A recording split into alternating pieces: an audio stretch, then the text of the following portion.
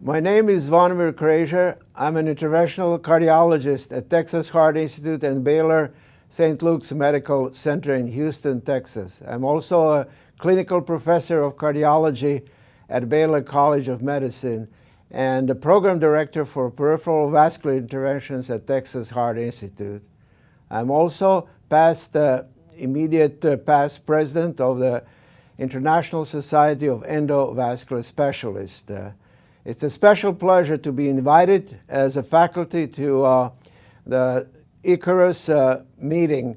I would like to thank for this invitation to the program directors of Icarus, Dr. Skovronsky and also Dr. Oskins for the opportunity for the International Society of Endovascular Specialists to be a part of this very prestigious educational event. I'm Vinko Vidja from Zagreb, Croatia. The city of Zagreb, it's a capital of Croatia. It's a culture, scientific, economic, political and administrative center of the Republic of Croatia, and it's a home of Croatian parliament, government and president. Zagreb is a safe city whose doors are always open. The first written record of Zagreb came from 11th century, precisely 1094 year. In 1991, the Croatian parliament proclaimed independence of Croatia as a sovereign state. Croatia is a domestic country of the time. It's named Kravata. It's a domestic country of the pen. The guy was Penkala, he was from Zagreb. And also, it's our national color, red and white. I'm proud of Zagreb because it's a green city. It's appropriate size of the city. It's not too big, it's not too small. I like the Zagreb. Hello.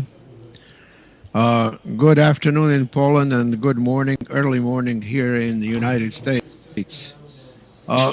So Iliac session should be of interest because it covers a lot of territory and issues. I hope everybody hears me well. Yes, perfectly. Yes, Zvonko, you can start your presentation. Okay, thank you very much. So the topic of this challenging case presentation is related to both sessions, to the aortic session and iliac session. And this is a pretty common occurrence in my practice and my experience, how to do EVAR with challenging aortic anatomy and also complex iliac anatomy. Can we go to the next slide? Yeah, thank you. Those are my disclosures. As you see, I do a variety of different stent graft devices for EVARs. Next, please. So this patient is an 83-year-old female that was treated at our institution 5 or 6 years ago. She presented with a large abdominal aortic aneurysm that measured 5.5 centimeters in diameter, as you can see, and also had a CTO of the right external iliac artery.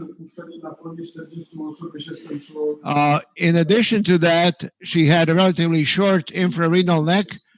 At the renals, it measured 22 millimeters, and it was funnel shaped, and it measured about 10 millimeters at the distal site. It was 10 millimeters in length.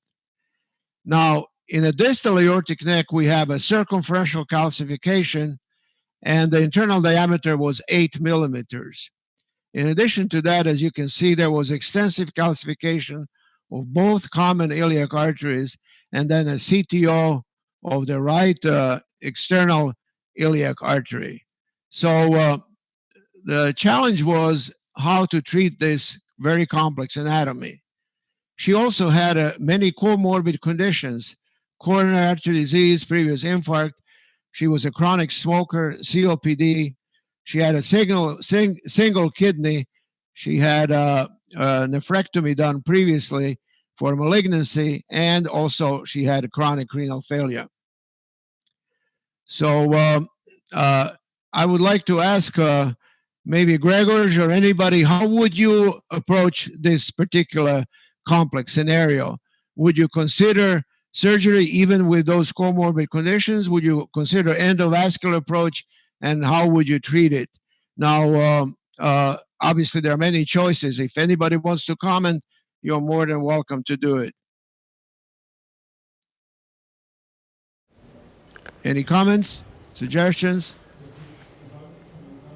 Jan, do you have any suggestions? This is Jan Skowronski. Hi, Zvonimir.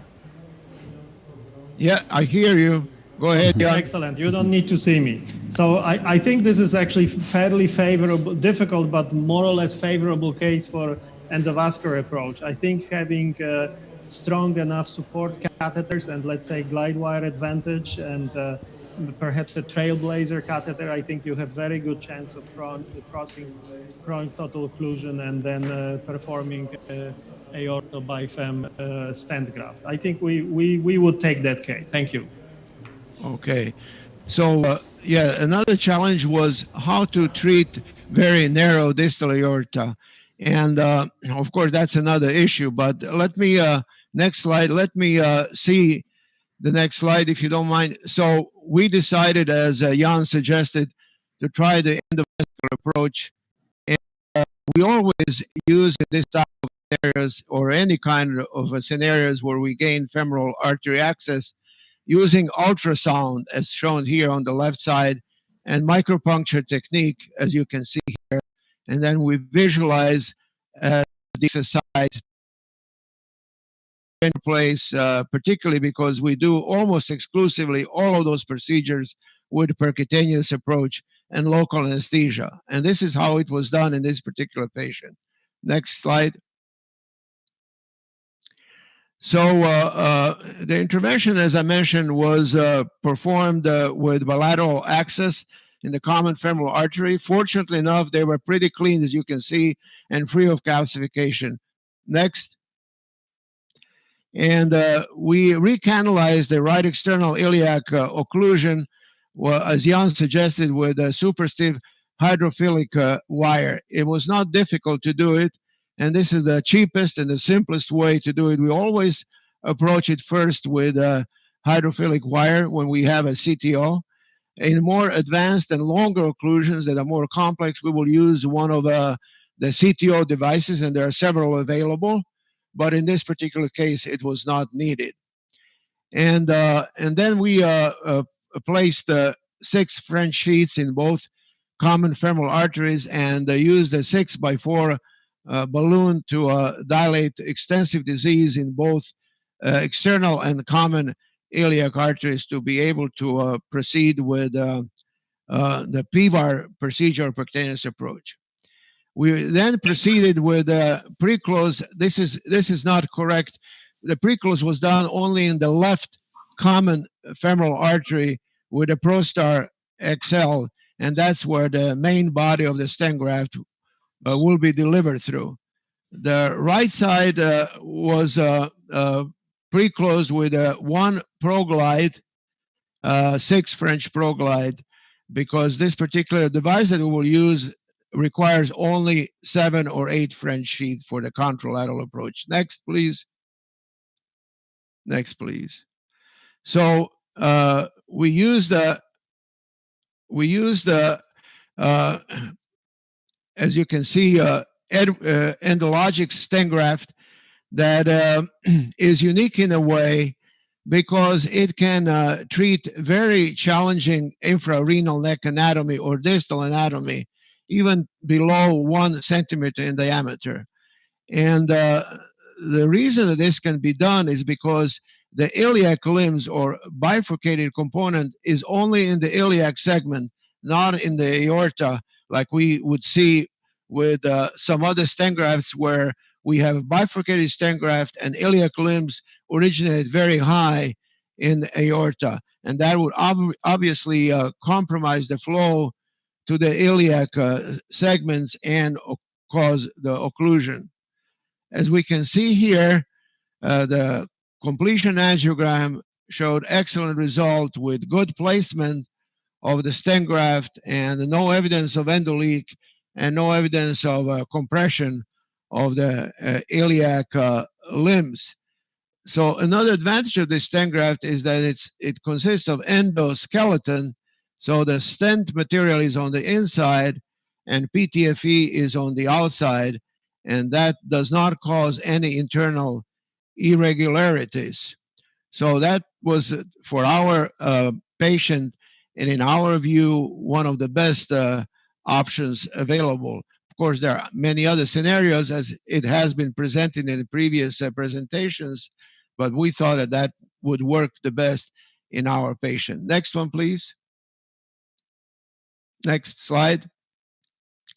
So this case obviously illustrates treatment, the challenges that we encounter in patients with complex abdominal aortic aneurysm, and also in the presence of CTO of the iliacs and severe circumferential calcification of the distal abdominal aorta that we encountered in this particular patient. Next. So due to this patient's comorbid conditions, as we mentioned, and she had numerous, this patient was not a good surgical candidate, obviously. Next. So that's why we believe that percutaneous approach and local anesthesia in a PVAR technique offered this patient lower risk than surgery, particularly in a scenario like in this patient with a complex EVAR. And the unibody stent graft that was used in this patient, in our opinion, was the best choice for this complex anatomy. So I think this case is open for discussion, and I would like to hear from other panelists. I don't know how many of them are, but we should have a single video there, and Jerzy, and Radoslav, and of course Jan. So to Professor Krajcer, which is, I can say, homeland Croatia, where I'm from.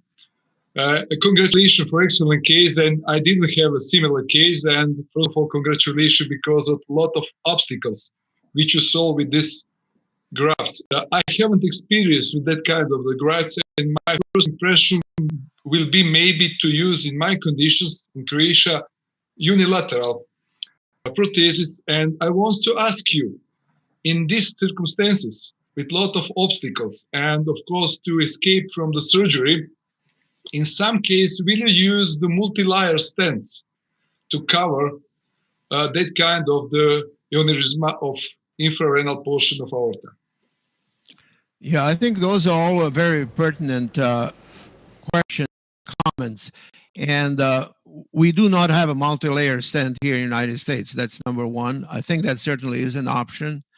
And aorta uni-iliac also is an option with then fem-fem bypass. So that certainly is a possibility. But again, this would have to be done under general anesthesia.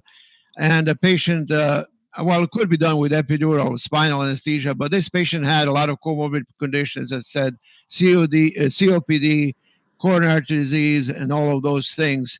But certainly that's an option there for those that maybe don't have this particular stent graft available. Thank you. Jan? Absolutely, Zvonko. One great case. So after you prompt me on stage and you embarrassed me several years ago in front of probably 500 people, I started doing stent grafts.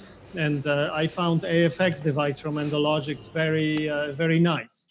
But I have to tell you that in my clinical practice, I would say most cases that I actually use strip stent grafts for, it's actually a combination of aorto-iliac occlusive disease and an aneurysm. Like doing a pure aneurysm without aorto-iliac occlusive disease is relatively rare for me. Maybe it's just Alabama, or perhaps this is the fact that I'm a cardiologist as you are, and they really probably don't that much want us here. And I know you have a lot of experience with PVAR, with essentially everything you do, or most of the things you do, are percutaneous. So that's just a comment. Thank you. Great case. Yeah, I agree with you that this is a rare type of a case. Most of them that we treat are classical aneurysm without distal neck degree. CTOs are pretty straightforward. I would say from previous discussion, I always try to cross with endovascular approach any CTOs. And so that's my approach. Of course, I'm an endovascular specialist. I don't call myself cardiologist. I call myself endovascular specialist. And the reason for it is that just to answer the previous discussion and these turf battle issues is, if you're going to do anything, whether you're doing TVAR, TAVR, EVAR, or whatever, you have to become an expert. And you have to be able to address most of the complexities and issues, and you have to do it on a regular basis. So you have to gain expertise in whatever you do, and I'm sure you agree with that, and everybody else agrees. So, but for those of us that are not vascular surgeons or surgeons, you always need a backup surgically. So I agree with Gregors from that point of view that most of those procedures belong in the field of vascular surgery, unless you are superbly trained and you have tremendous experience and you do it on regular basis. So that's my comment. And Gregors, you might want to take over, because I would also like to ask you, Gregors, if you can co-chair this session, because I will have to leave relatively soon because I have some other obligations. Dr. Kreitzer, thank you very much for your wonderful speech. And so see you somewhere on air or in US. On above. Thank you very much. Okay, thank you. We want to ask the next speaker, Professor Pietura, and he will present the subject iliac vein stenting for chronic venous insufficiency. And the question is, do you use IVUS or not? Good afternoon. My name is Radosław Pietura. I am interventional radiologist from Lublin in Poland.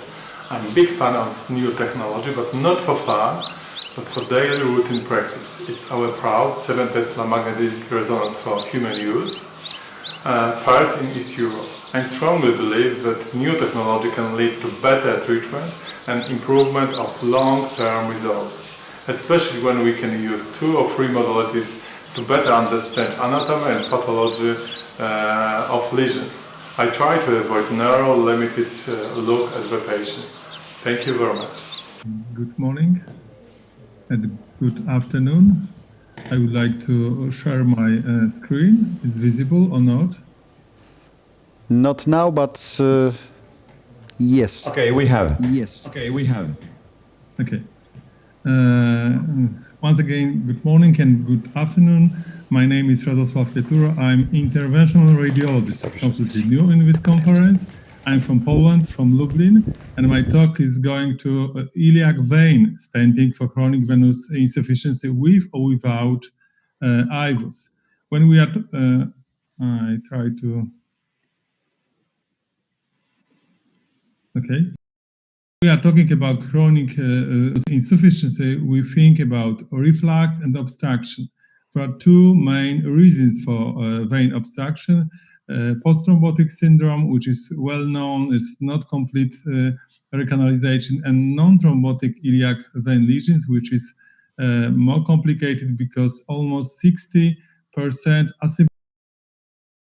in the world has huge compression without any symptoms. Moreover, there is no precise definition of venous stenosis. It could be 60%. It's completely different than artery. Moreover, there is no objective hemodynamic test for significant outflow obstruction, and diameter of vein is changing during breathing or changing position. So we need really precise imaging.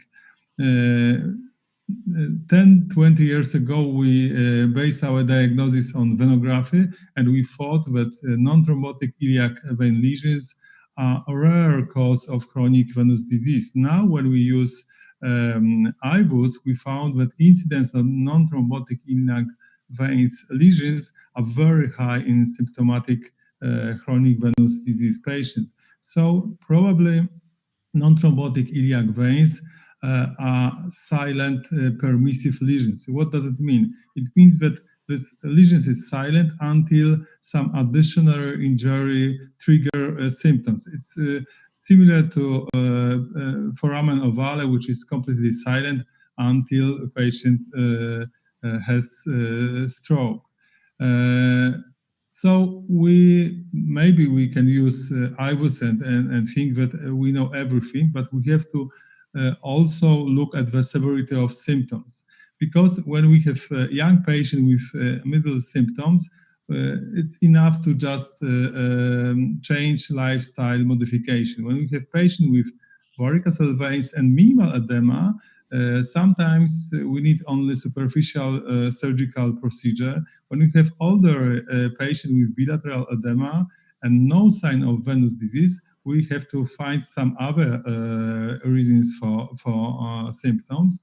And we have very huge obesity, and which lead to intra-abdominal high pressure. We have to try to fight with obesity when put stents.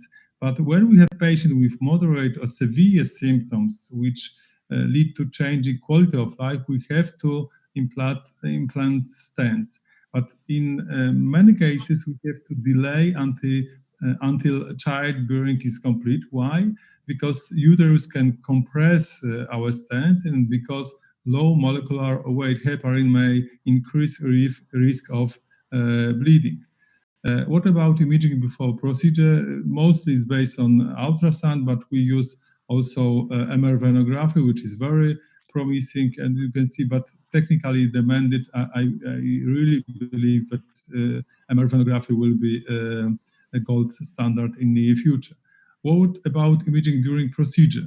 For many years we use venography, but to be honest, venography provides information only about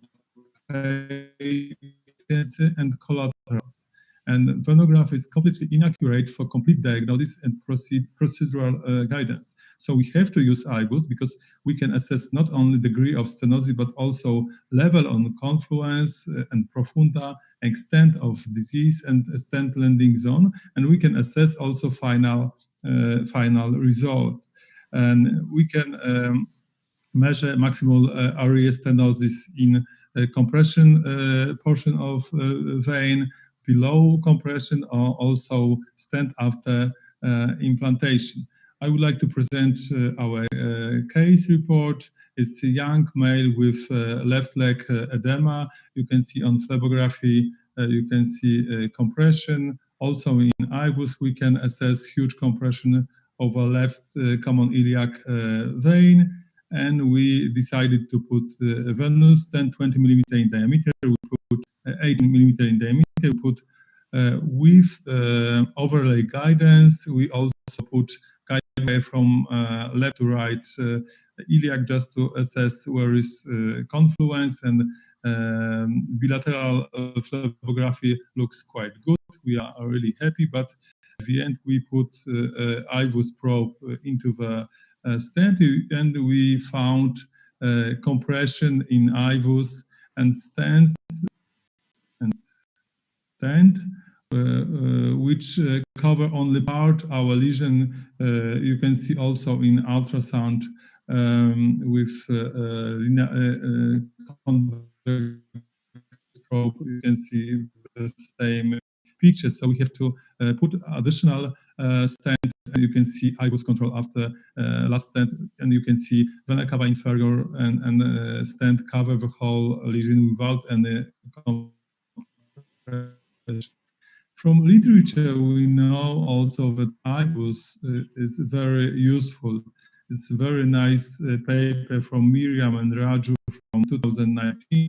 They analyzed more than 150 limbs and found that venography failed to identify almost 20% of lesion. And stenosis in IVUS is close to 70%, whilst in venography, 50%. It's a huge difference. Also, we can find iliocaval confluence, which more higher in IVUS than with phlebography. Distal landing zone location is lower with IVUS than with phlebography, and this difference sometimes is really huge. We use also IVUS in different cases. You can see young lady with pelvic congestion syndrome. When we find also a huge compression, we put stents and coils just to treat all lesions. Sometimes we do procedure with the novo stents without IVUS, but only when the reason for occlusion is foreign body. You can see catheter and occlusion on both iliacs and part of common vena cava inferior. We put 3 stents, and we believe that it's enough. But you can see huge collaterals. We do another phlebography a little bit high, and we found total occlusion. So we put additional stent, and then in the end there's no collaterals and nice flow. And we did this procedure without IVUS because it was useless.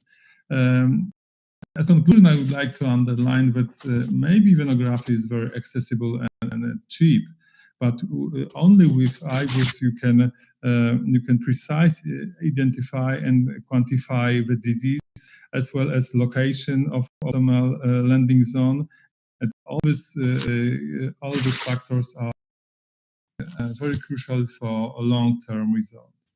Thank you very much.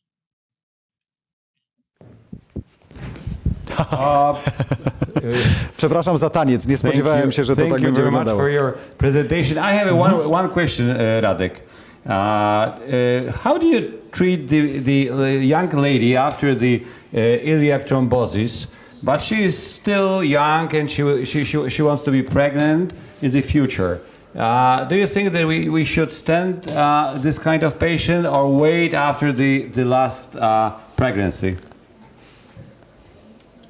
It depends on the severity of symptoms. If a patient is very symptomatic, we have to put stent.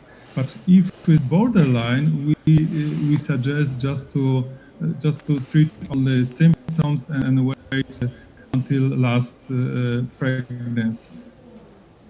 Professor Widiak, do you have any question about the venous stenting? I completely agree with Radoslav, because it's a new field in the last 5 to 10 years, which opened for all of us. I'm an interventional radiologist, so I'm a lot involved in vein disease, and always ask myself, where is the healthy portion of the veins? So usually we think that the 50% and more of the thrombus, it's not good, but usually we try to move to the tailoring approach to the patient. So intravascular ultrasound, it's excellent because give the information about the wall, about the web. Especially it's very important today because we move with the stents distally, as we have to go distally from the inguinal ligament. So the understanding of the changing in the common femoral vein, it's very important for all of us. Because of that, I think the intravascular ultrasound is very important. First of all, because if we want to performing some ballooning, we have to understand what will be with trabecula of the wall. And today we have on the market couple of stents. So I think if we use the combination closed and open cell stent, ultrasound, intravascular, it's very important for myself. I don't know you, Radoslav, or you, Jan, what you think about that? This is Jan Skowronski, Birmingham, Alabama. So we have certain experience. In just 2 words, we 90% of the time we stent. And over the last several years, we've seen more and more Turner syndrome. We just got Vici stent proved about 6 months ago in the US, and we are happy with it. And in terms of IVUS, we 100% agree. I would say 100% IVUS for venous cases. Thank you. Okay, thank you very much. So right now we are come back to the arteries, and may I ask the Dr. Stawiszewski to tell the technique for aortic iliac occlusive disease. Piotr, the floor is yours. Hello, my name is Piotr. I'm vascular surgeon from Przemyśl, from far eastern Poland, and welcome to Icarus Digital Symposium. Good afternoon for Poland and good morning from America. And thanks very much for inviting me for this sessions. And we started. Piotr, yeah, you can start. This is mine. So we can run. Yeah, aortoiliac occlusive disease, infrarenal aorta and iliac arteries. types. Types 1, disease localized to the distal abdominal aorta and common iliac arteries. Type 2, widespread aortic and iliac disease. And type 3, multi-level disease along with infrainguinal disease. Task 2, type C lesions. Next slide.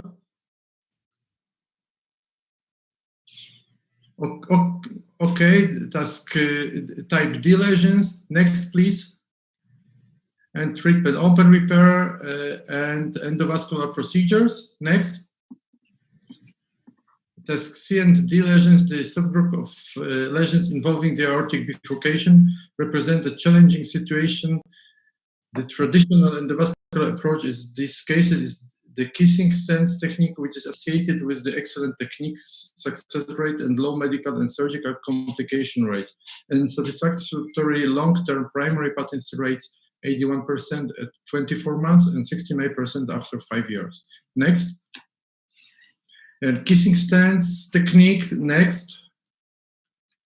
And the vascular approach to aortic reconstruction is the CERAP technique, which is in aortoiliac disease, has been well described for the treatment of the complex aortoiliac disease involving this portion of the infrarenal aorta. Next, please. CERAP technique is consistent to deployment of balloon expandable covered stents above the aortic bifurcation, proximally adapted to the aortic wall with balloon creating.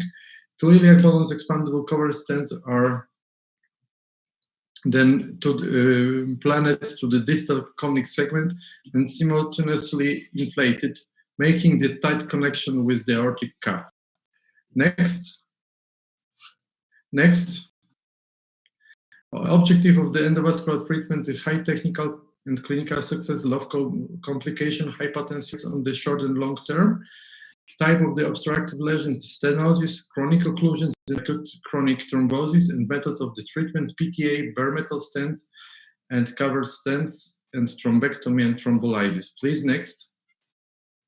Recognition, in most of cases, from the antegrade from above, or retrograde, or rendezvous technique. Next. Risk factors for aortoiliac PTA stents is occlusion length, number of stents places, small diameter of artery, young age, because a small artery, critical limb ischemia, poor distal runoff, external iliac artery, female gender, small artery too, and comorbidities. Next.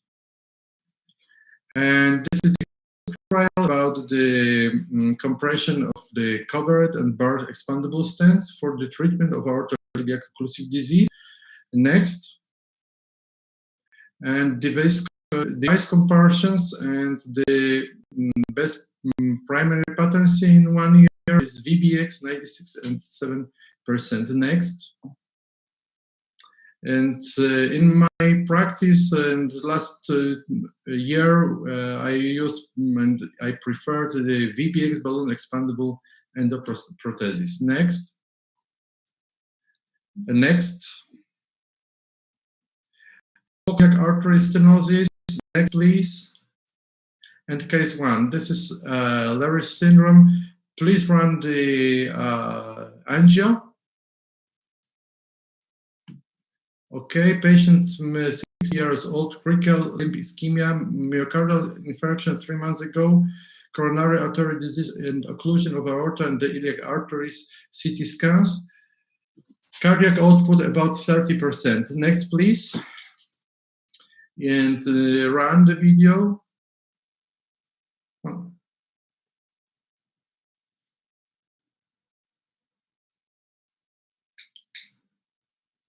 And next, please. Access left brachial artery and the both common femoral artery, recognition from above to the femoral artery, first predilatation aorta and the iliac artery. CERAP technique, implantation to aorta VBX 1159, and implantation to the iliac VBX 879 and Eventus 8757, and additionally live stent 858. Next, please. This is run first angio. Next. And this is first angio after recanalization. Next. And this is after predilatation. Next, please. And this is implantation VBX 1159. Please run angio. That's okay. And one more angio. Yeah, after implantation, the VBX 1159 to the aorta. Next, please. And implantation to the iliacs, right VBX 879 and Eventus 857. And please angio after implantation. Okay, and the next, please. Okay, and the next. And case 2, Larry syndrome, male, 54 years old, critical ischemia, claudication 50 meters, hypertension, coronary artery disease, ischemic stroke, former smoker, stenosis of the aorta and the iliac arteries. And angio, please. Yeah.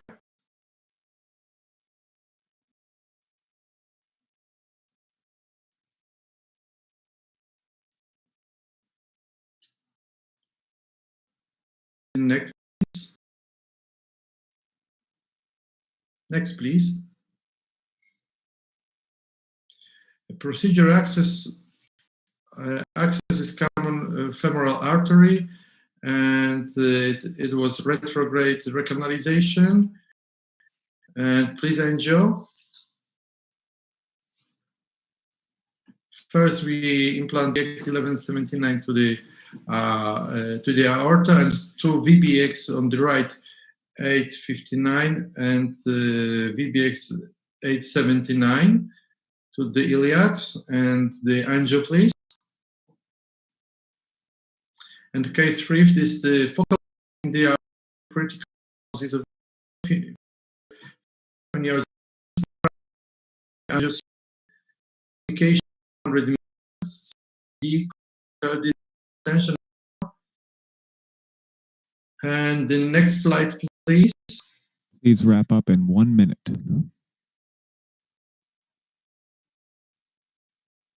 Next slide, please. And this is angio, run angio.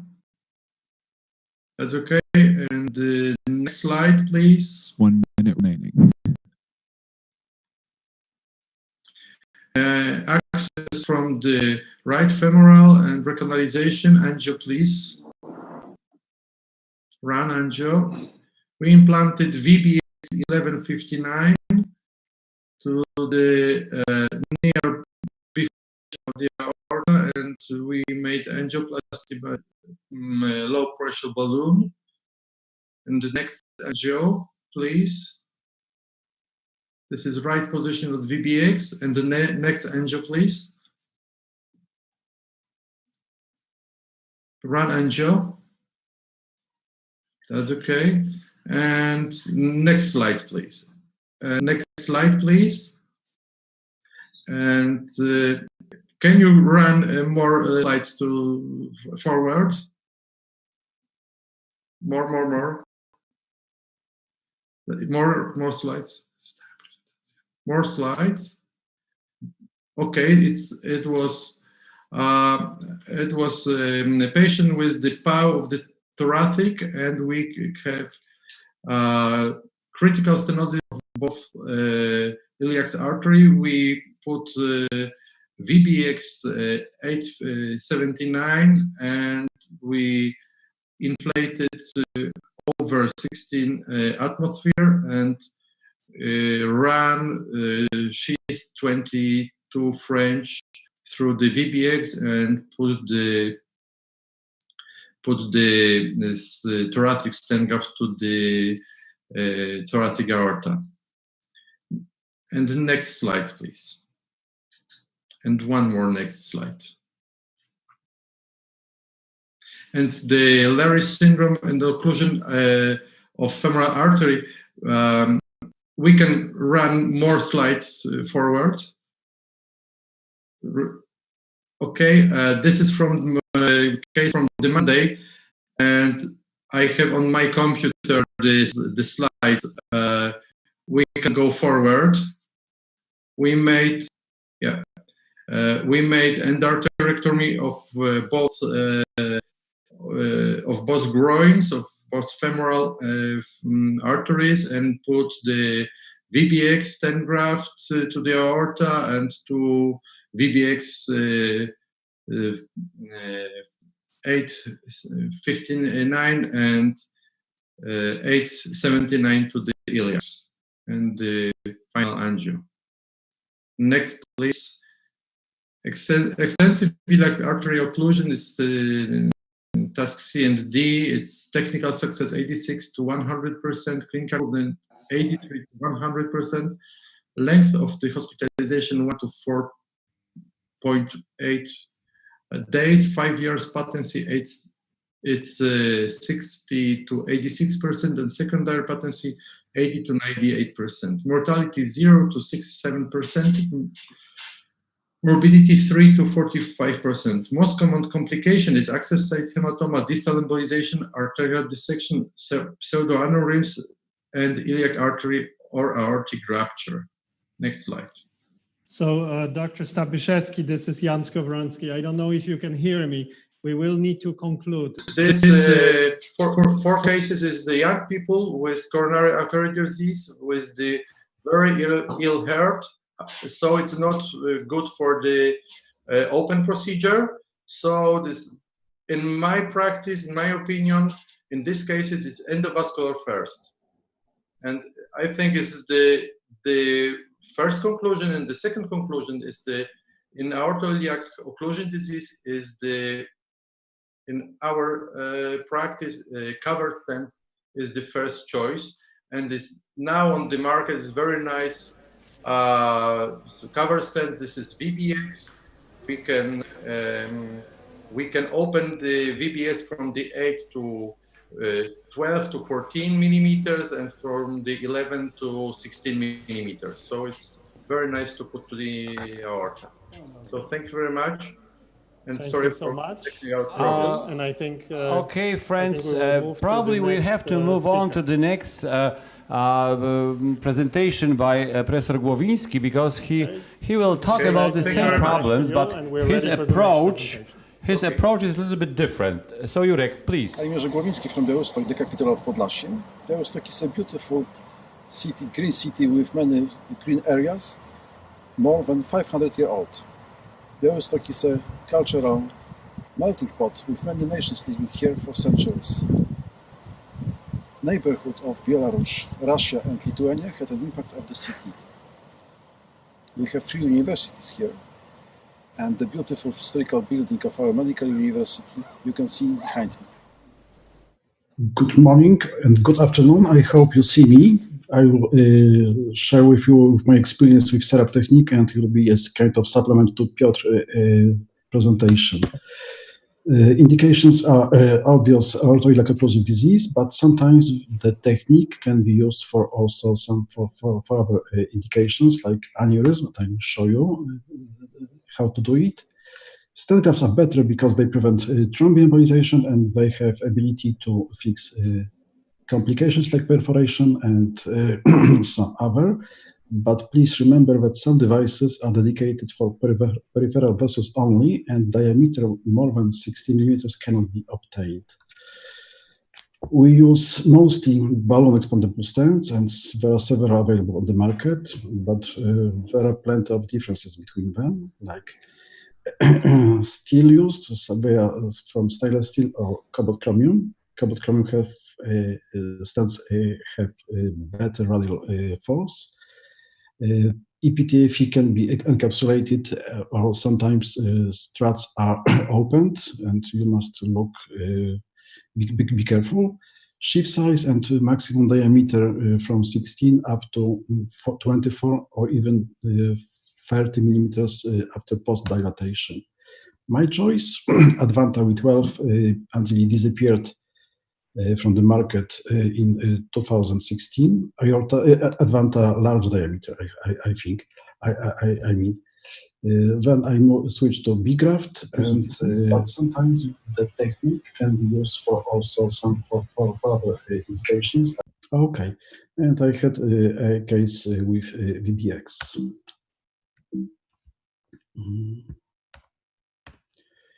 Procedure is standard. Recognition from below. Both groins are prepared. Sometimes we have to use brachial artery to do it from above. Percutaneous access in most cases, 9 or 11 French sheath. Sometimes we have to do open procedure, and thrombectomy enterectomy at the same time is needed. We have to remember about 15 millimeter rule. So 15 millimeter above bifurcation and 15 millimeter of sealing zone to both stent grafts. And I will show you some standard procedures, like here, bilateral iliac stenosis, stent grafts implanted into this disease, and final angio, aortic stenosis, and dilatation, and final angio after procedure. Control CT at 12 months, you can see nice result, first case, and the other case with occluded iliacs. Sometimes we have to prepare brachial access. So right groin was unsuccessful, left the same. We did dissection, so we switched to brachial access. We were successful this time. You can see sheath here, and then we have a good support, and we could attack the left side. We were successful, and we get through the occlusion. After standard setup, there was stenosis left, so we add another stent, and final angio was satisfactory and showed a good result. My second advice is always identify outflow problems, both groins and also external iliacs, and you can see that sometimes there's a real problem with external iliac arteries. Additional stents and additional balloons are needed to do it nicely and to have good result. Common femoral artery cannot be always prepared by percutaneous access, so sometimes when diseased, we have to do it by open technique, like here. My next advice is to do the shortest lumbar, to do the shortest aortic coverage because of lumbar arteries. There were some cases described of spinal cord ischemia after this procedure. So if we don't need to do it on the long segment, we do it rather on the short segment. Another artery to remember is inferior mesenteric artery, especially if it is important, like here. And sometimes, or it is possible to save this artery, like it was done in this case. Sometimes we can use a kind of chimney setup, like here, 69-year-old female, no pulse on both femoral arteries, walking distance quite short, and angio-CT revealed a coral reef aorta here, and we decided to do it with a balloon expandable stent graft. First angio, when you can see right renal artery protected by balloon, and final angio after 2, B-graft inserted and post-dilated into aorta. Another indication is pseudoaneurysm, like here. There was a pseudoaneurysm 3 post-aortobifemoral graft. Patient was completely unfit for general anesthesia due to his cardiac comorbidities, and we decided to use a CRAP technique, and you can see quite nice result, but please remember, don't do it too often. We can do it only in a life-saving indication rescue procedure where there is no another option, because it will be not possible to exclude aortic aneurysm with balloon stent graft permanently. Aneurysm is a kind of progressing disease. There are two other options for aortoiliac occlusive disease. First is seen here, balloon expandable stents, and another aortic stent graft designed for EVAR can be also used for occlusive disease. And especially this device is interesting because of this publication.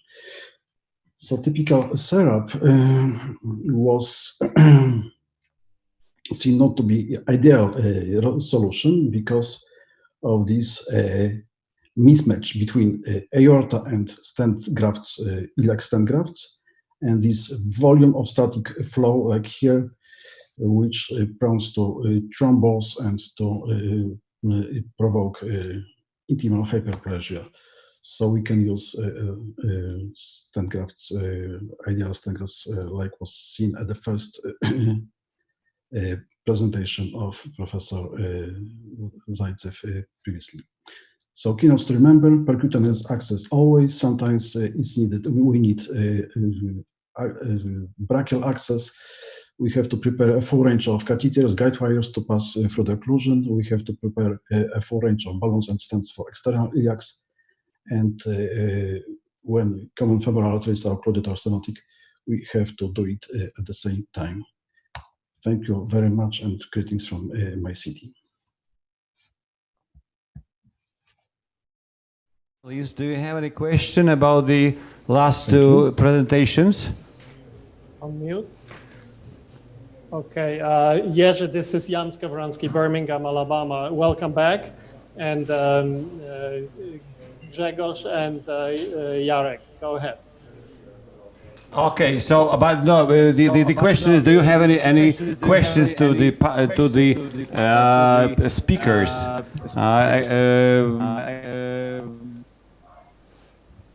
concerning two last presentations? This is Jan. If I can just offer a comment. Yes, it please. Seems like all our speakers have been very successful in treating aortoiliac disease, and I was very impressed with cases by Dr. Stabyszewski a lot, and Dr. Głowinski and others. One thing I can say is that in majority of cases, we actually use radial access to treat iliac disease. And the reason I cannot really use brachial access is that I'm not a surgeon. I don't have the ability to do any cut downs and then suture it up or stitch it up. So I use radial access, but there is a lot of new devices that actually allow you to treat not only iliac disease, but also SFA. And over the last year or two, Terumo came with R2P line of products that allows you to treat from radial basically to mid and distal SFA. And I would say 90% of patients with iliac disease go home the same day. So same-day discharge has been really, really adopted where I am. Thank you. Jan, I have a question. How long is this sheet? Because sometimes it's difficult, you know, to go from the radial artery to the, of course, to the end of the aorta to iliac. It's probably okay. But if you want to go a little bit further, more proximal, it could be difficult. How do you deal with that? It is actually not difficult at all, and I think you should try. So the length of the sheets we have is 125 centimeters, and the length of the shaft of the balloon it's over 150. And we start seeing devices with 180 shaft. So you can really reach down to the popliteal artery, and we do more and more of those cases. And I think it also, I'm absolutely delighted that the next session is chaired by Craig Walker, because Craig has probably the most experience in the world in treating peripheral arterial disease from radial access. Thank you. Back to you.